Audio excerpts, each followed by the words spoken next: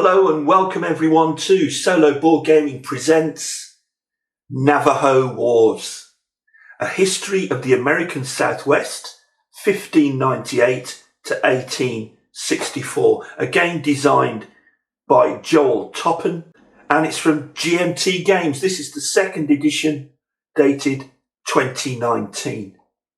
I do strongly believe that this is a classic game now. It's an iconic game, and a game with a huge and loyal following for its depth of gameplay, depth of theme, and difficult solitaire challenge. And talking about iconic, you can't get much more iconic than that image on the front there of Monument Valley. I think that particular image was taken in the early 20th century, the early 1900s, something like that. Now, you could argue that I should be unboxing Plains Indian Wars because that is one of the latest games of this year. And I must admit, I have watched with great enthusiasm all the brilliant YouTube videos on Plains Indian Wars. But funnily enough, I may still get that game. But what it did was it reminded me, as if I needed reminding, but it did, it reminded me that what I really wanted to do was to get Navajo Wars, which has been on my wants list for many years now. And I just felt that this was the right time. So now, a classic Joel Toppen design from GMT. And we're going to see that the whole thing is very typical GMT quality. Here's the back of the box, the board there. Now I have the board already out on the table. As you can see, that's because I was wanting to flatten it down properly overnight.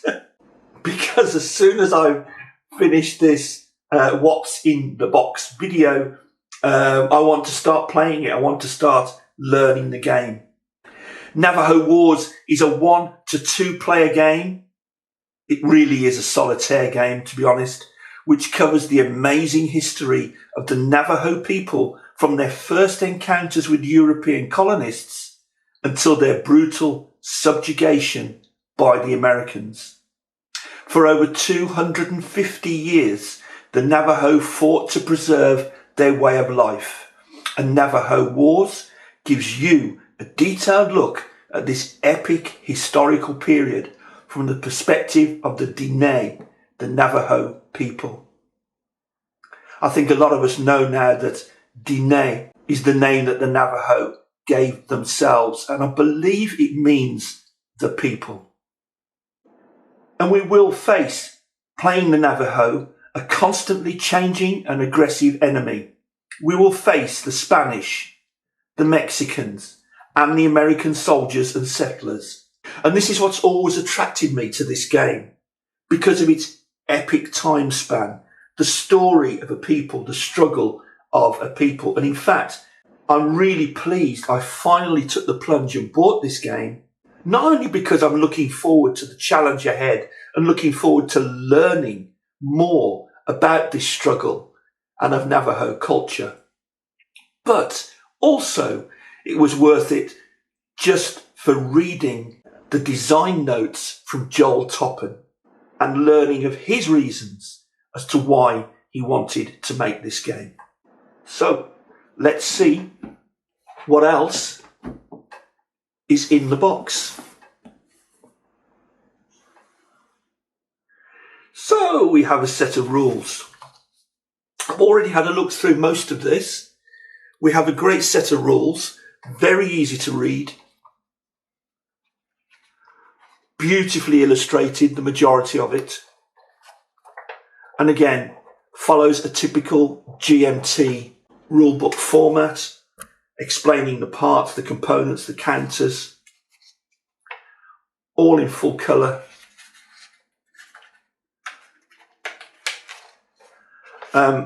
Typical double column, large print, well paragraphed, and I must say, extremely well proofread. I understood it really quite well. And particularly in the back, I get to it, because the rules really are only, what's this, 17 pages? 17 pages of rules, including illustration, and then we have a couple of pages of really, really useful glossary. But although the rules on first read through seem quite simple to understand, I'm also given to understand that implementing them as a newbie can be quite tricky.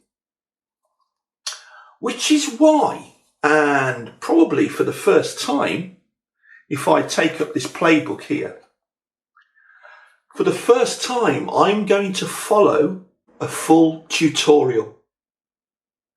Yes, I am one of those people that see the tutorials in various games and quickly glance over them and then ignore them because, I think I'm too clever, don't I? I think I'm much too clever. Do I want to dive straight into the game? No.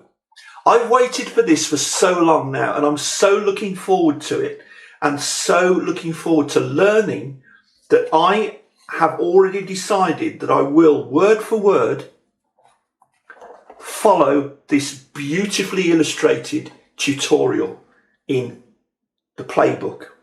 And every now and then the tutorial say, just start here, first things first.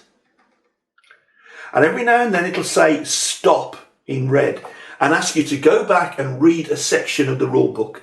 That is how I am going to get through the rule book. I have made that decision, and I am going to start that as soon as I've finished this video. And look at it, it's absolutely beautifully illustrated. This, I am absolutely convinced, is going to be a real joy to follow.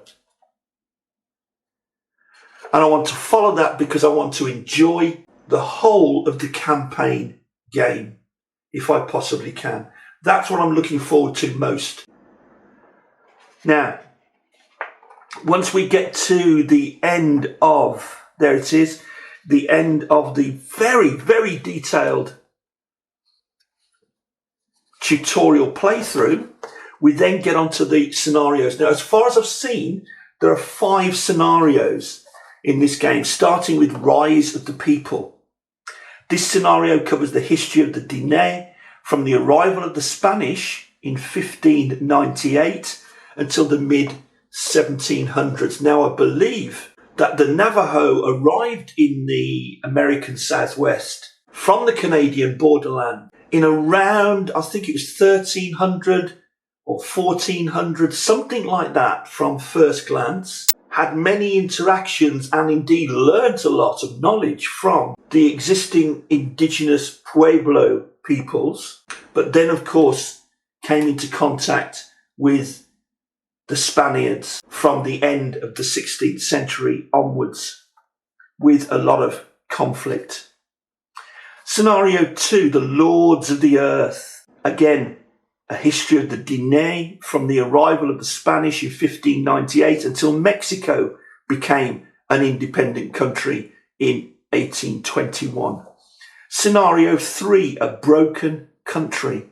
From the time of Mexican independence until the arrival of the American Army of the West during the Mexican War in 1846. That was scenario 3.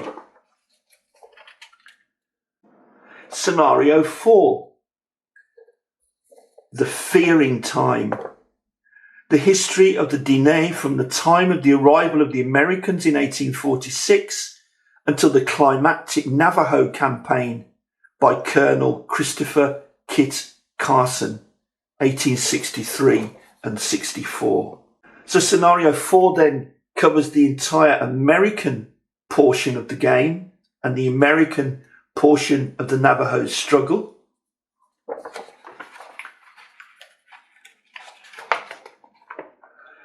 Then we get to scenario 5, which has been entitled The Rope Thrower. And it covers the final years of the Navajo Wars in more specific detail, leading up to Kit Carson's campaign of 1863 to 1864. The final half of the American period of the game. And by the way, it says here, difficulty level. This is a short but very difficult scenario. And I understand the difficulty really does ramp up during these scenarios. So that was scenario 5. Now there is the final scenario, of course. Where is it? There we go. Given it as a scenario in and of itself, scenario 6, the Navajo Wars. This scenario covers the history of the Diné from the arrival of the Spanish in 1598 until the subjugation of the people in 1864. And it's a campaign that links scenarios 2, 3 and 4 together to form a complete narrative. And this is what I want to get to. A very difficult scenario owing to the length of the scenario and the many opportunities for things to go awry for the player. Amazing. Really looking forward to that. There are 2-player semi-cooperative rules as well. If that is your wont. And then, I hinted at it earlier, it really is worth reading Joel Toppen's designer notes. And they are extensive. Look, families, ceremony cards, operations cards, major events. Goes through various of the cards: Apache War in New Mexico, firearms acquired, influential elders, hostile tribes. 4 pages of extensive designer notes, historical events. Absolutely stunning. And he starts, indeed. He was first discussing back in 2008 a conversation with Charles Lee, who was a Navajo teenager, and they'd enjoyed playing war games.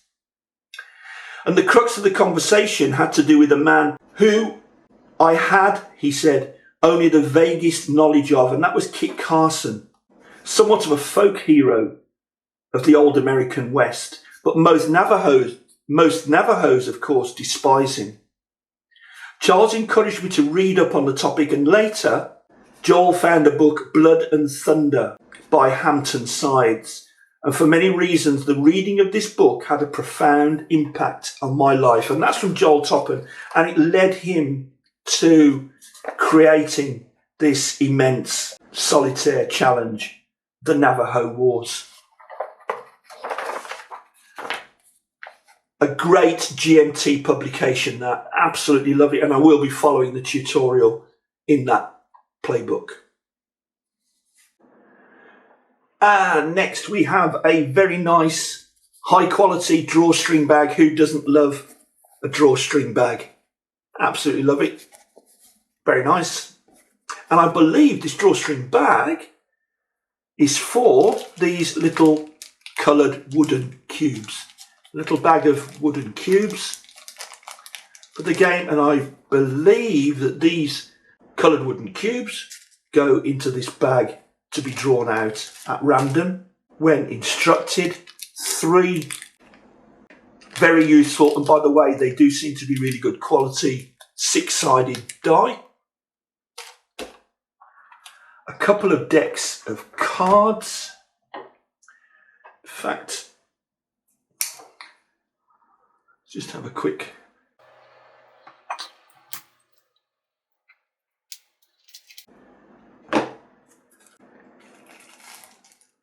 I've said many times, some of my favourite games have cards in them.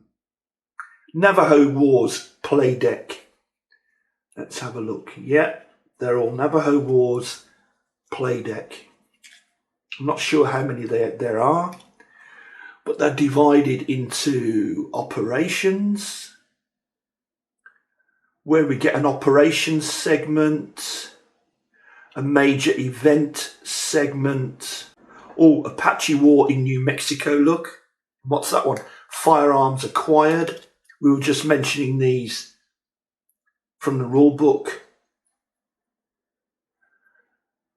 Bad Harvest. These are nice, quality, good gauge cards. And there's a minor event segment, discard phase, Ceremony cards. Ooh, that's exciting. Conduct the following steps. The blessing way and the enemy way. That's interesting. So various ceremony cards, operations. Again, look, loads of operations cards, ceremony cards. Obviously, we're not reading all these. Major segments here, major event, hostile tribes. Roll to see which territory recovers from drought. Pueblo War in the West.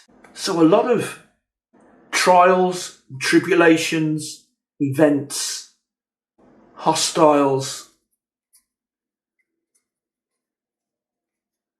ceremony. Oh, Pueblo Revolt. Franciscan faction ascendant. Look at this nice image there. Church. Viceroy de Galvez. You see, it's this history that I'm looking forward to learn. I'm really pretty ignorant of it, other than in a very broad sense, of course. Settlers colonized New Mexico. Mexican independence, the Santa Fe massacre, I have heard about that. Enemy Navajo, the Dine Anai. I shouldn't even try to pronounce it really, see that word there. When the land is sick. Narbonna's War. Army of the West, Forts Defiance and Fauntleroy. The death of Henry Lynn Dodge. Manuelito's War. The American Civil War. Kit Carson, the rope thrower. Wow, okay. So a lovely deck of cards there, very exciting. I'll look forward to playing with those. What do we have here? Oh, we have another little deck. Civilization element, if you like. The cultural cards. Weaving. Level 1, level 2, level 3. Oh, I see. Okay. So this is improvements in culture. I love this kind of thing. Horsemanship. Cunning. Various levels look religion. And I think this refers to spiritual Native American religions. Masters of the Mesas. Look at this. Sharp traders. Fantastic set of cards. Warrior Society. You can go this way, you see, from what I've read. Although I understand that when we say Warrior Society, reference the Navajo, we're certainly not talking to the extent of, let's say, Comanche Warrior Society, which has very much been likened to Spartans, for instance. Wisdom of the Ancient Ones. Headman. Wow, Headman Enemy Way table. Oh, so exciting. What else do we have? This looks like a player aid. We do like our player aids. Ah, this is the trifold one. Yeah. So, a fantastic trifold full colour player aid here. Remember those wooden cubes? There they are that go into that draw bag. Looks like these are, yeah, cube drawn, and what it actually means. Subjugation of New Mexico box, horses stolen, slaves captured. Whoa, outpost information. This opens out into an extensive player aid. Look at this. This trifold here. Planning summary, passage of time summary. Intruder counter effects. Take actions summary. Trade goods. Good medicine. victory check procedure, ferocity adjustment summary.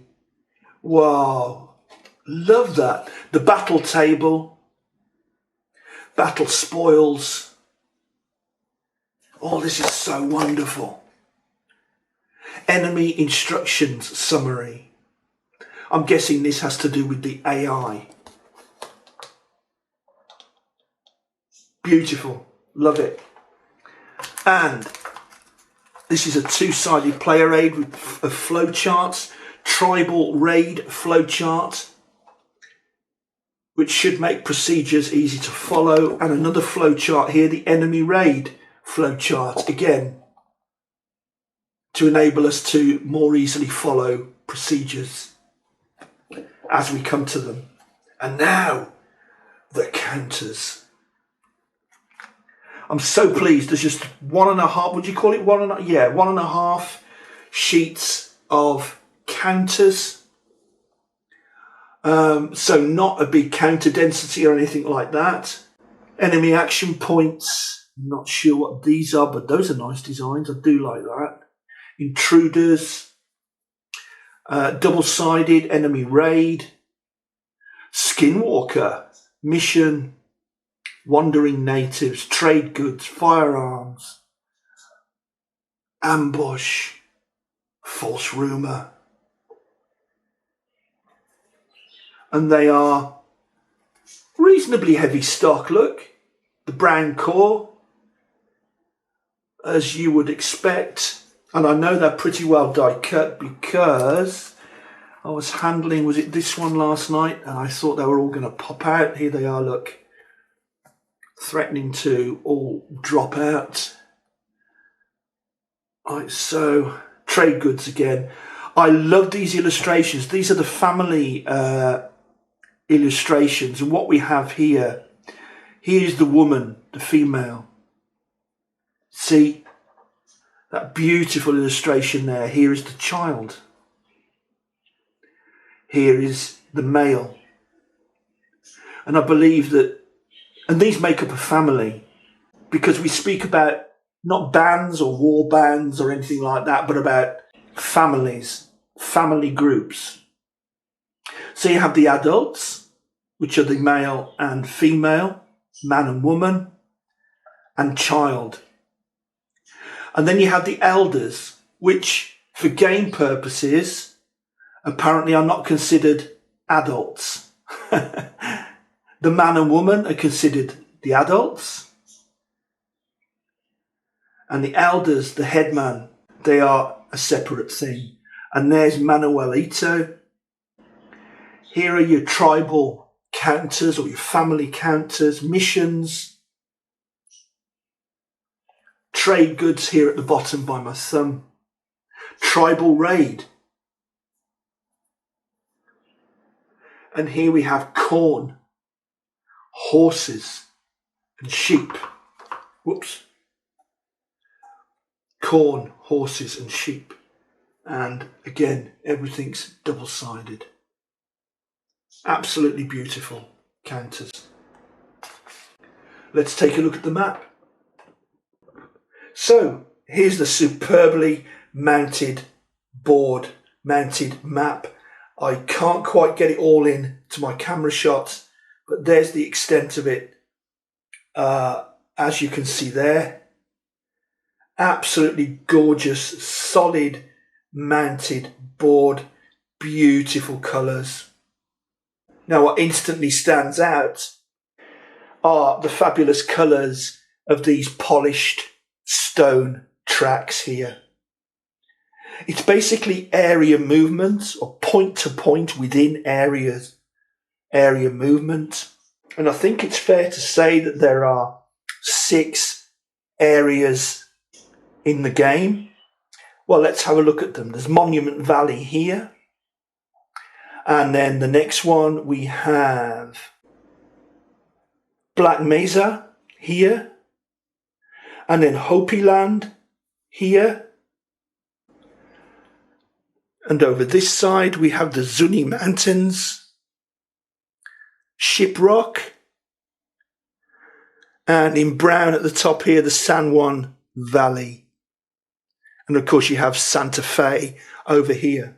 It's basically covering portions of Utah, Arizona, and New Mexico.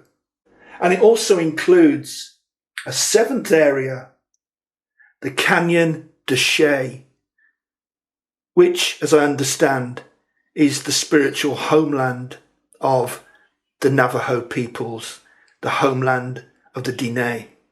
But a beautiful choice of design. Let me just zoom in a little bit to Canyon de Chelly. The unique thing about Canyon de Chelly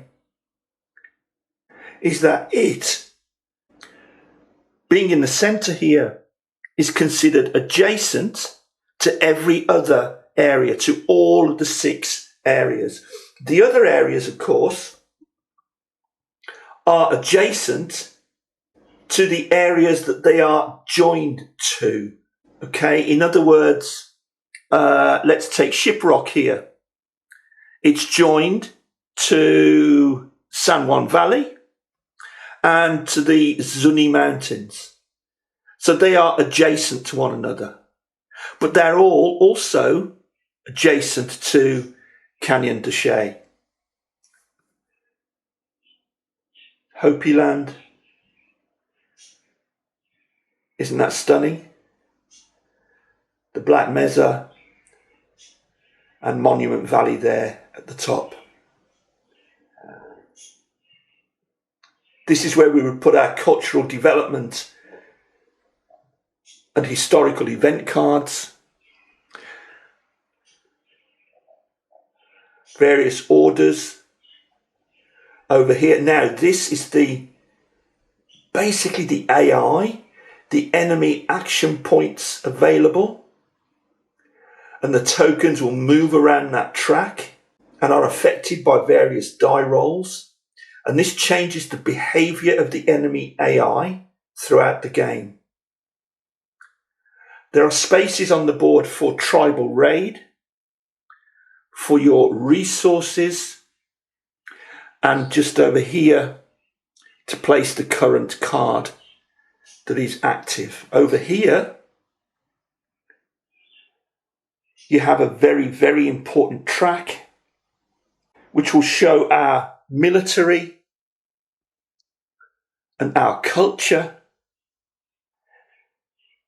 and the enemy morale. And it's very important how your indicators for your military and your culture and so on move up and down those tracks and where they are in relation, for instance, to enemy morale. And I do love this touch at the bottom here. All along the bottom, see A, B, C, D, E and F. These are your groups of people. These are your families. And you see how each one, let's just pick, whoops, move the strap, pick any one, family C here. They have the man, the woman, male and female. They have the child, horses, and just here, there we go. Here we have the elder display with elder ratings, and they can move along that track. You see how the values go up, and here, look at that, just beneath it, the passage of time. The passage of time. And these families, as you manage to grow families, increase the number of families, they are placed on the board. For instance, at Canyon de Chelly, and they will move around the board, occupying various regions and reacting to various events and to the incursion of many enemies throughout the course of the game. The Spanish, the Mexicans, and eventually the Americans.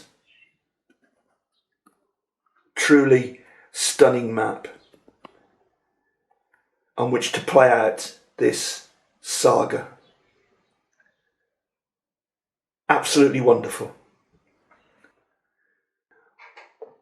So there we are. Navajo Wars by Joel Toppen from GMT Games. This is the second edition. And forgive me as I go off to start my tutorial, start my adventure, and leave you once again with the components, the player aids, the big trifold player aid,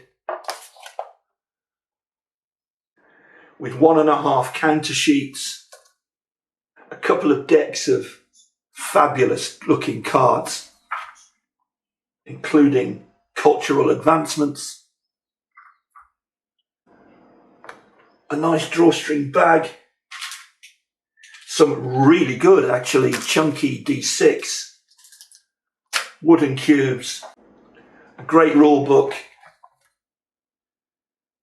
the playbook with designer notes,